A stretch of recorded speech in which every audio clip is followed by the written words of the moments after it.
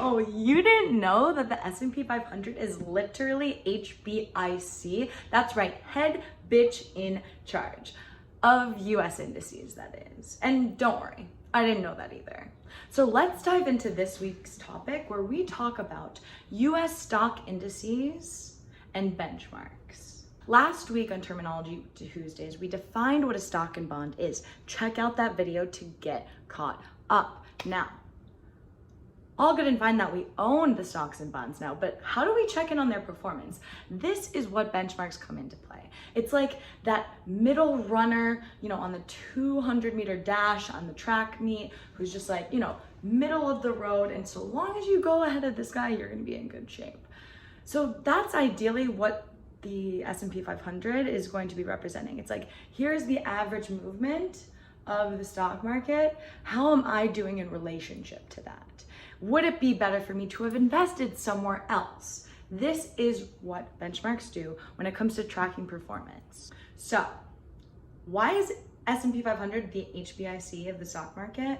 Well, that's because it is the most widely followed benchmark in literally the whole world. Now, the S&P 500 is not alone in the bad bitch behavior club. No. There are a few other indices. For example, the Dow Jones. Now, think of this as the S&P 500's classier older sister, where she learned everything from. That basically Dow only hangs out with the richest and most influential companies in America, 30 to be exact. So it's taking a select group of the best and the brightest and basically relying on them and investing in them because of their ability to dish out cash. So it is a very sensitive trigger to see where the economy is at and where the stock market is going. Now, as for another gang collective girl, there is the NASDAQ. Think of this one as the sexy tech nerd who just built this whole algorithm that allows trades to completely kick out the trading dudes and only do it electronically. She hacked the system. Yeah, that's the NASDAQ essentially.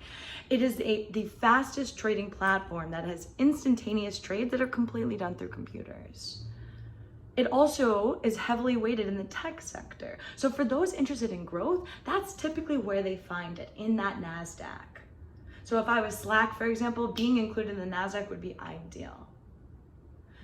And finally, there are other international indices. It's not just about the US stock market. So for example, the MSCI All World Country Index. This bitch is well traveled. She has exposure to China, to India, to Europe, to Brazil and emerging markets, to the US. It's all countries, baby. It's all countries, all inclusive.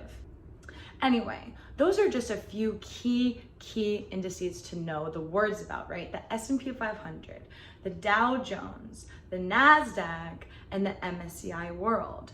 Now, when you hear this going off in the news, they'll talk about basis points and how many points did the stock market drop or climb. And honestly, it's way more complicated than it needs to be.